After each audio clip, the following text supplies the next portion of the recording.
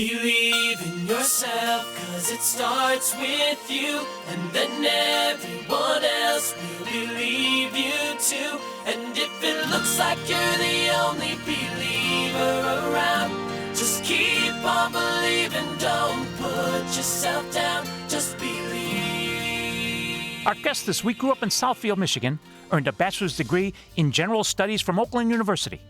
From 2010 to 2015, he was the party chairman for the Michigan Republican Party. In 1976, he joined his dad, Jerry, at the Schostak Brothers and Company, and today he serves on its board. Founded in 1920, it's a leading commercial real estate business that operates commercial properties in 24 states. Since 2015, he's been the founder of the Templer Baker Group, a national political and business consulting firm. His name, Bobby Schostak.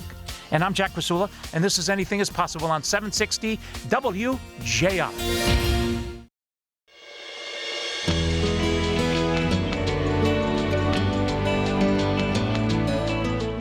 I'm Jack Krasula. This is Anything is Possible, and we're talking to the famous Bobby Schostak. Bobby, what an honor. Welcome. It's great to be here with you, Jack. Thank you. Let's start by going back, Southfield, Michigan, your childhood, your mom and your dad. Great. So, born in 1956 in Detroit, went from Oak Park to Southfield in 3 homes growing up. Great parents. Dad had a lot of Jerryisms, as we call them, teaching us what was life was about and how he expected us to conduct ourselves. 3 younger brothers, often referred to it as 4 kids, 5.5 years. It was World War III every day. And with that, we learned a lot of lessons from Mom and Dad. What's the biggest lesson you learned from Mom and the biggest you learned from Dad? Dad's was mostly, I'd say, the importance of family glue, relationships, knowing who we were, conducting ourselves the way we would expect others to treat us. Mom was very loving, very engaging, gave us a lot of flexibility and a lot of confidence.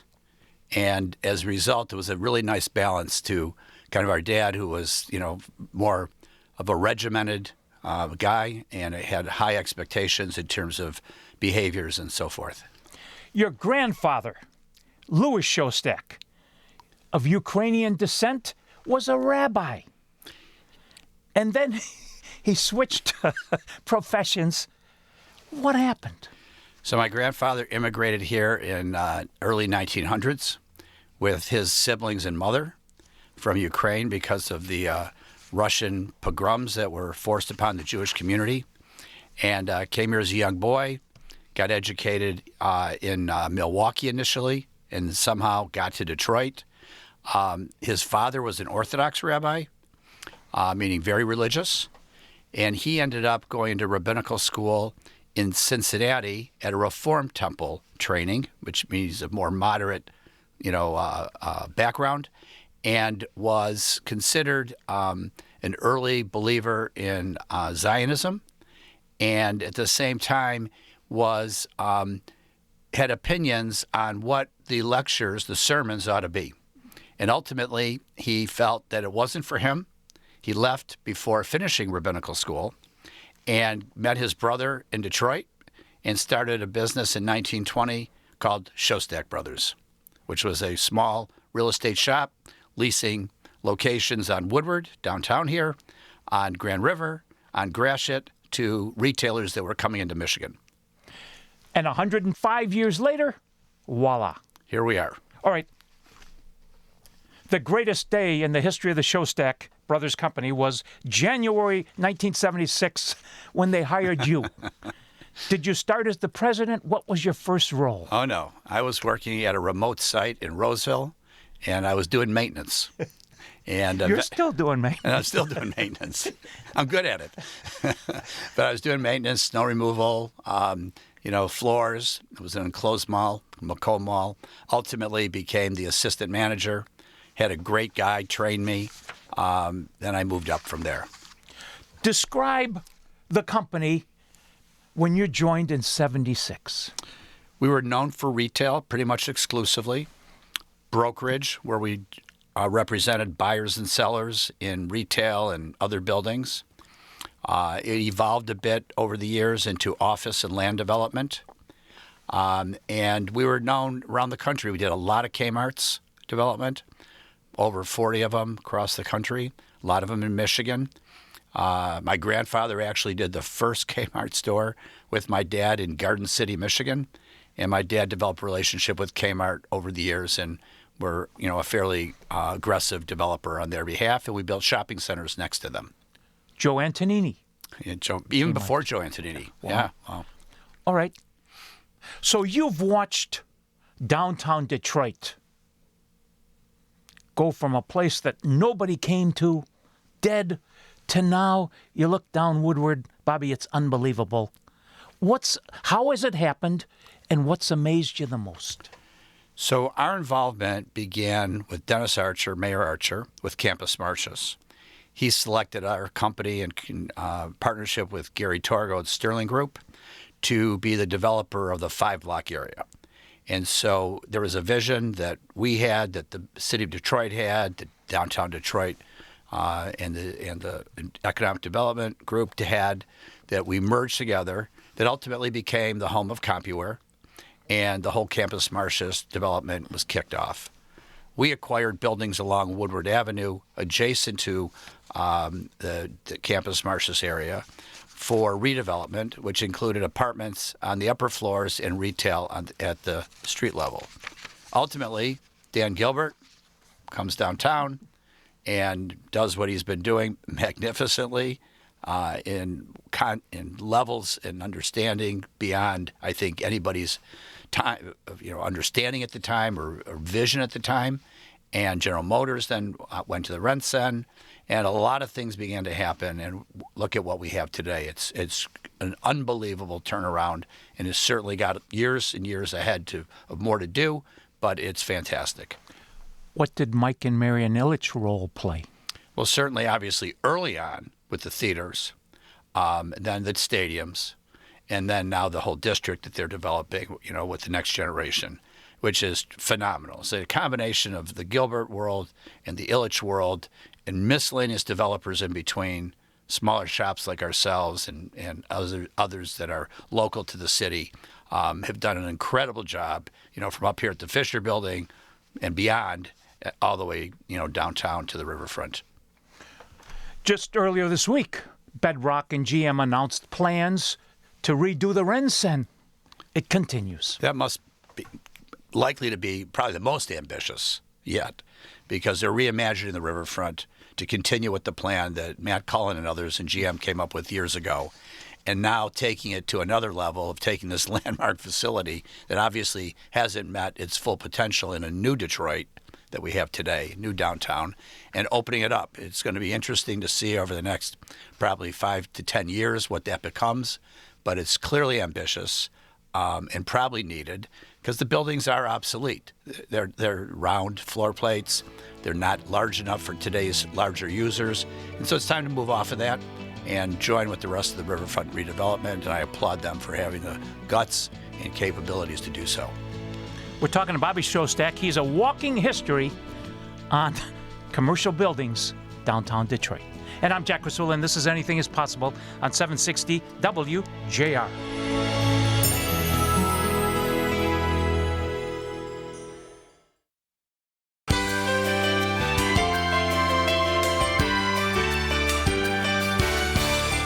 Welcome back to Anything is Possible. I'm Jack Krasula with Bobby Schostak.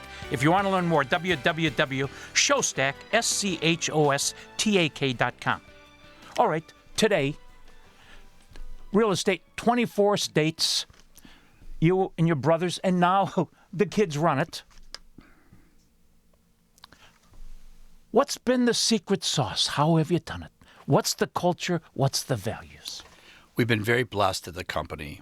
We've had key people in our executive team as well as in our overall operations that have been with us 15, 20, 25, 30, even up to 40 years now.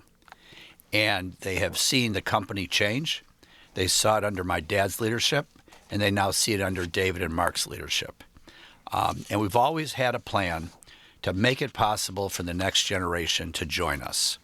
And that's what's been the focus of my brothers and I, David and Mark, is how is it that we can continue this in an efficient and effective way? It was easier for Mark, David, and I. One dad, no uncles. David, Mark, and I being uncles to 9 kids that are in the possibility of joining the company. Now, we're not going to have 9 join because my son's a doctor, for example, so there's different things going on. But my son, Jeff, was the first to come into the 4th generation. So leading up to this, we did, like my dad did with us, more than a decade of planning, of determining how do you enter, on what basis, what's your responsibilities, who would you report to, what's your area of interest, including the requirement to work away from us for 5 years. So we had a culture for the family. We had a culture that paralleled what the business is. It developed great people that were proud to now take on that next generation and help train them. And we were really fortunate that we had a good set of values and a great culture and a hungry next generation be part of this great family legacy. And so right now, my son Jeff, who's going on, I think, his 15th year of being in the business, his cousin Josh is in the business as well, and his cousin Jake is in the business, managing our family office and basically our alternative investment activity, separate from real estate. So we got a really great team of G4, as we call them, on board. All right. You started building shopping centers, mainly Kmart's, but then you also then started to build and run restaurants. How did that come about? So my dad's thought was that we should always be diversifying our real estate interests, so we're not segmenting into one segment only, which we did with, back in the day, office buildings and land development, apartments, and so forth. But he also felt there should be another branch to the family, to our foothold, and we weren't sure what it was going to be, but a little over 35 years ago, we had an opportunity to open up a Burger King restaurant in Alpena, Michigan. And with a friend of mine, my brothers and I, from basically grade school, whose family was always in the business, restaurant and catering, joined us. And he got certified by Burger King by attending Burger King U in Miami. And we opened up our first Burger King restaurant with him. Shortly thereafter, we opened a second, a third, and bought a few from corporate and grew it and built new and bought more. And we ultimately at one point had as many as 80 Burger Kings, all in Michigan. Diversified further into other brands and built what ended up being the largest privately held restaurant management company in Michigan. We had, 150 restaurants, 5 brands, and 7,000 employees, all run by my brother Mark and a management team. And that put us in the business. And we sold brands, bought brands. Today we operate Applebee's, we operate Olga's Kitchen, and one or two others that are, in a sense, phasing out. How many Whoppers have you eaten in your life, Bobby? I don't want to admit that. I'm sorry.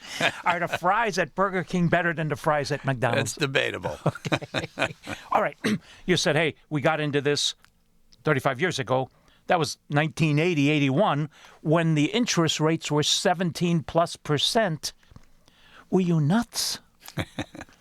Well, part of what drew us into the restaurant was this alternative activity we were looking for, where it was a business that would generate sales, all the time, whereas real estate was dependent on interest rates and affecting our growth. So it was actually a great diversification. We did very well with it over the years, and we continue to do well with it today. So it's proved its purpose by giving us another leg at the table of our businesses.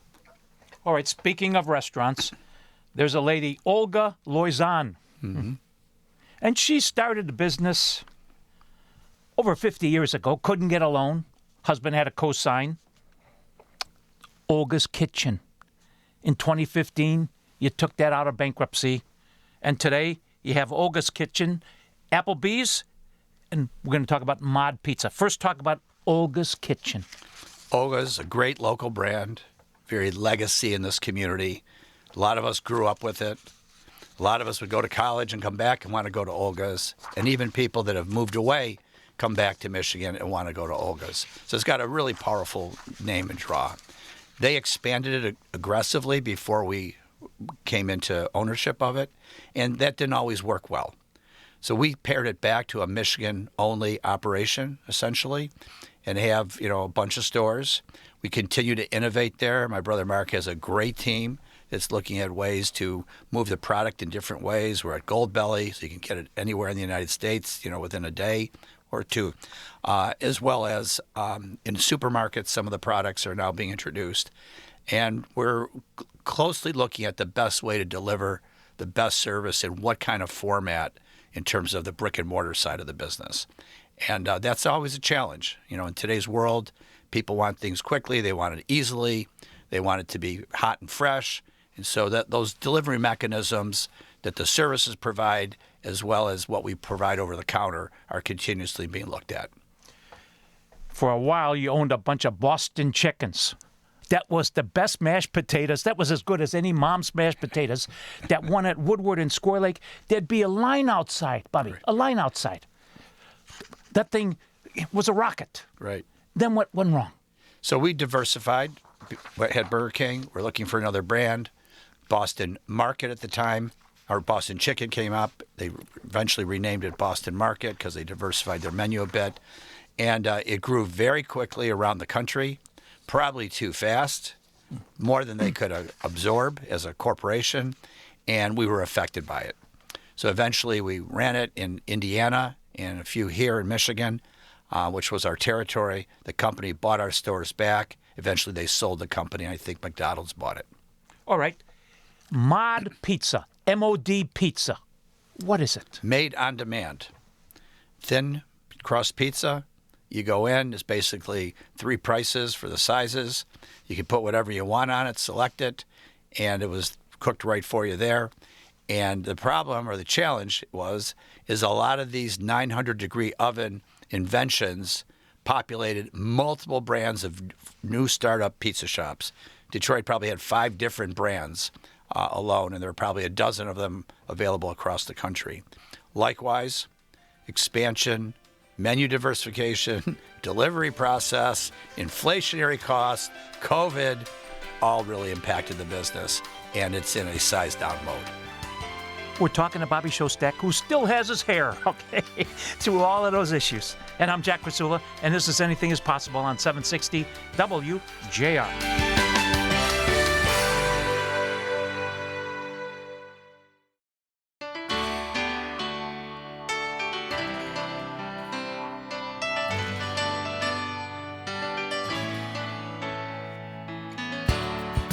I'm Jack Krasula. This is Anything is Possible. We're talking to Bobby Schostak. Since 2015, he's been the founder of Templar Baker Group, based in Lansing. It's a national political and business consulting firm. We'll get into that later. But the Palace of Auburn Hills. Boy, when Bill Davidson and Tom Wilson built the thing, it was legendary. Way ahead of its time. Then Tom Gorse, Chris Illich can come on down, etc. You guys buy the Palace in 2017. Why? Great real estate redevelopment opportunity. Simple as that. Great interchange, great community, Auburn Hills, expansion of the automotive and related industries along I-75. And we saw that as an opportunity to bring the building down. The Palace would no longer, and we would have a great corner site at the expressway with good visibility on multiple roads. So it was great real estate. We entered into a process to buy it from the Pistons, from Tom Gorse and his group, Arn Tellem, and COVID hit during the demolition of it, slowed us down, stopped workage due to the governor's policies. And we kind of rode that out. And during the process of the demolition, General Motors came to us. EVs were the thing. The Orion plant was converting to electric trucks.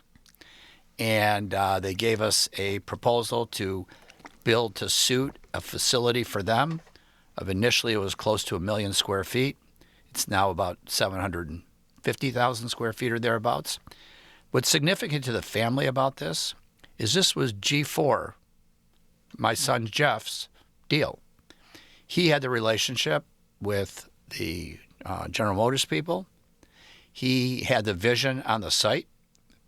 And Mark, David, and I decided that we would follow that opportunity and made arrangements to acquire it. And fortunately, Jeff was right. And today we have a certificate of occupancy issued for GM to occupy the entire process. What changed is the EVs. People that want to buy their trucks like gasoline engines. And so they converted from EV at Orion to the traditional GM line of trucks. And the building that we were building for them had to likewise get modified to not do EV assembly and part layouts, but to put forward the new design of the trucks.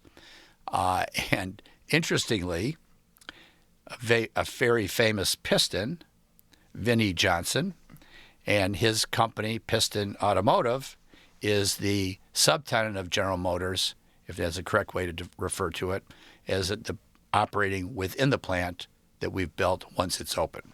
He may be the richest person who ever played in the NBA alive today. Just possible. Okay, Perhaps. Be careful what you pray for in life.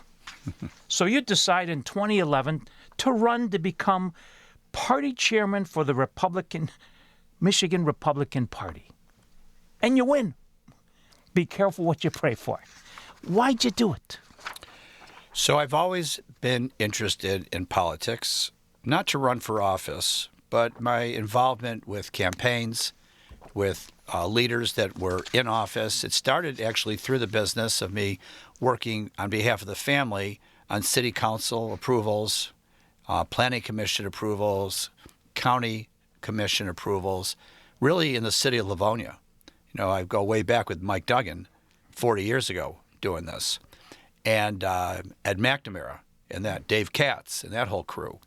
And my involvement in helping Livonia in our development side and being involved with them in their various political activities, supporting people there, more or less gave me the bug. And I got involved in Governor Engler's campaign, Spencer Abraham's campaign, Dick DeVos for governor, and soon I get sort of noticed by the national players. And Jim Nicholson, PBS Chemicals, was the state chairman for McCain for president when McCain ran against Obama. And Jim asked me to chair Southeast Michigan for McCain for president, which was a real honor. And I felt, really tremendously grateful for Jim giving me that opportunity. Ron Weiser was the national finance co-chair. I really didn't know Ron back then, met him. Subsequently, after McCain lost to President Obama, Ron asked me to help him with his efforts to become the next party chair at the Republican Party. And his goal was, we were under the Granholm era, and it was referred to our lost decade. And Ron wanted to help get Republicans elected, and he asked me to be his finance chair. In 2014, you raised $30 million. Played a huge role in getting Rick Snyder, governor, Secretary of State Johnson, Attorney General Schuette. Talk about Rick Snyder, his mantra, relentless positive action. So Rick Snyder supported me to become the next party chair. I ran for office when he was elected and got the support of the state delegates. Totally new to me. I've not been a college Republican activist or a county chair or a district chair. It was the Tea Party era. I had to meet a lot of new people, travel the state, get elected, and then raise money. I knew what I didn't know, just like any business person would, and I put together the best team I could find in the country and hired them to move to Michigan, and they helped run the day-to-day as I went out and raised the money. Rick Snyder was there for an entirely non-political reason. He wanted to fix Michigan and get it reinvented and get new direction for the state. And I worked closely with his team and, of course, with him. He was, the nerd, hire a nerd, Yes. and focused on solving problems and setting Michigan up for the future. And it was really an honor to be a part of him. Rick and I are still very good friends today. We communicate often, and we have a great friendship. Let's go back 2012. You're at the Oakland County Republican Party Lincoln dinner, and you're sitting next to a guy. Who was he? Donald J. Trump, at the time, was not running for president, rumored that he might, and he was the featured speaker at that Lincoln Day dinner at Suburban Showplace in Novi. And there was like 10 of us at the table. Mr. Trump was sitting next to me. I'd never met him before. We get into casual conversation. People are coming up, wanting to shake his hand, do a picture, just, doing what people do. And all of the speakers at the table, it was the mayor, it was the governor, it was, county leadership, etc. Each had a speaking role, as did I, and Mr. Trump was the final speaker. Each of them finished their speeches and then went and circulated within the room, talking to their friends and constituents. Ultimately, Donald Trump and I were the only two at the table for about an hour, waiting for dinner to be completed and for him to go up and speak. And we got into a pretty deep conversation. He was very interested in Detroit, how it was doing, the city, the downtown, the casinos. He was very interested in our family and our business, how it is that my dad brought my brothers and I into the business, and the fact we were moving towards G4 at the time. And he was very curious. And we had really a very enjoyable conversation. And at the end of the call, or end of the discussion, before he went to the stage, he pulled out his business card of his executive assistant and circled a phone number on there. He said, if you're ever in New York and need anything, they'll take care of you. And we bid each other farewell. I reminded him of the story when he ran the first time at a roundtable I did for him in Washington during COVID, where Lauren Ricolt and I chaired it, and we raised money for him by bringing Detroiters to Washington for an event. Without Bobby Schostak, there ain't no Trumpster. Half the people say that would be awful. Half the other people say that would be great. All right, we got to go. And I'm Jack Krasula, and this is Anything is Possible on 760 WJR.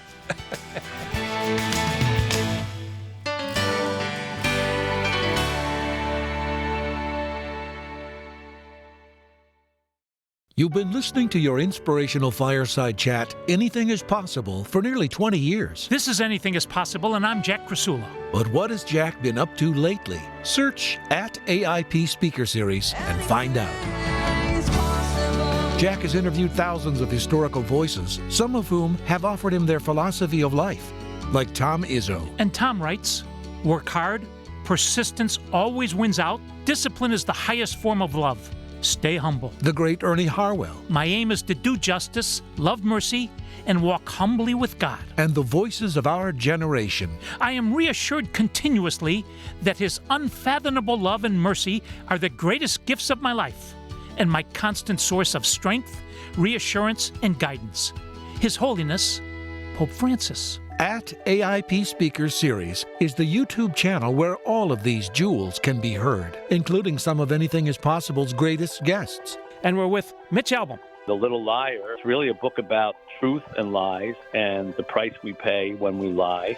This is Anything is Possible, and with Tom Watson. My father loved to play with the pros at the club. Developed a very quick friendship with Stan and played some golf with him. And then he would ask me to play golf with him and Stan. Our guest this week was born with a rare disorder characterized by the absence of arms and legs. His name, Nick Vujicic. Something that every human being actually deals with, Jack. It's the choice of continuing to believe or giving up. And recordings of the AIP Speaker Series events at St. John's Resort. Go to YouTube and search at AIP Speaker Series. It's free. And remember, Anything is possible. Spohom.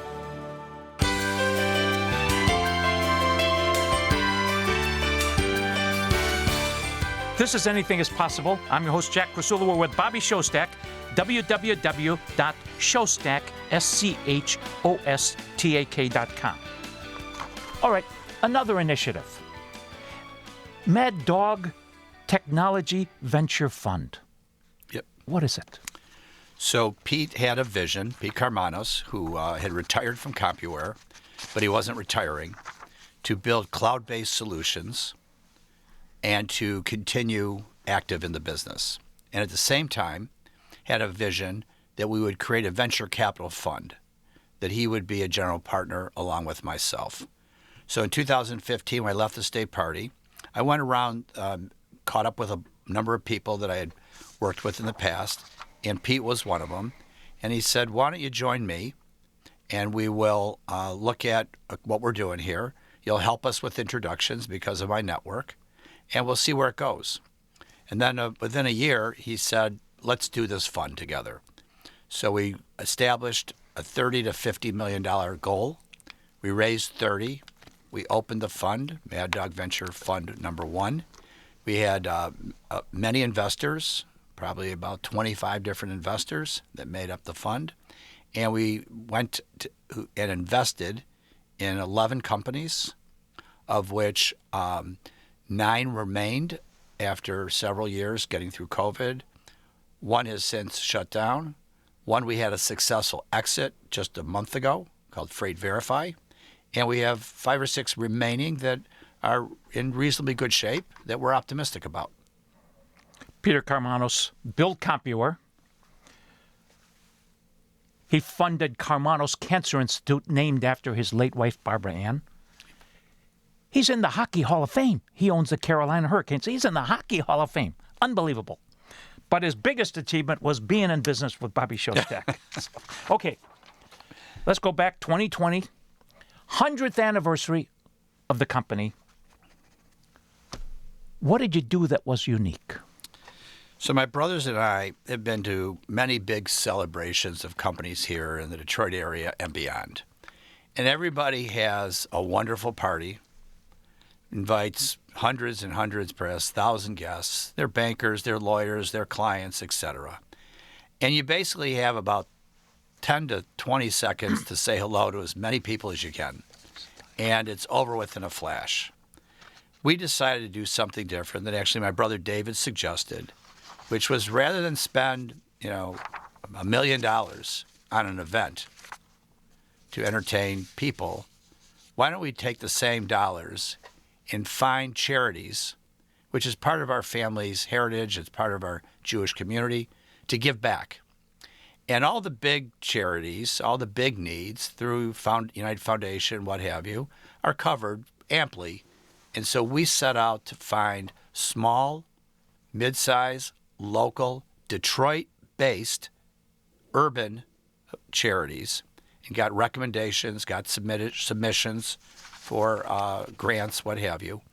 And we picked charities that we thought we could make an impact on with, a $100,000 donation, by example. Picked 10 of them and celebrated the year of our 100th year by having our associates in the office and ourselves go to those charities for a day, assist ongoing if they asked us to, and made a contribution so that it would be impactful to them, different than us just having a nice celebration, patting ourselves on the back.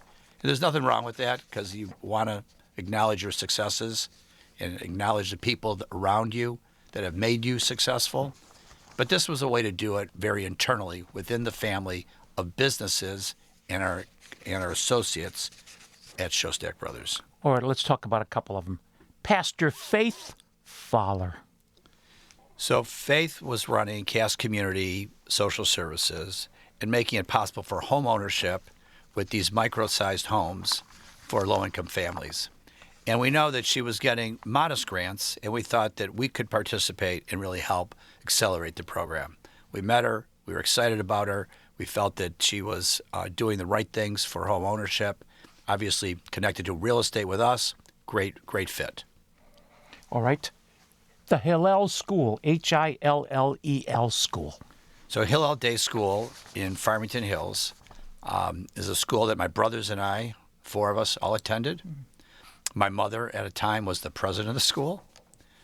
Later in life, I became president of the school. Our family has been philanthropically involved with the school. The campus is named in honor of our family because of the work we've done, the donations we've made, and the leadership we've provided.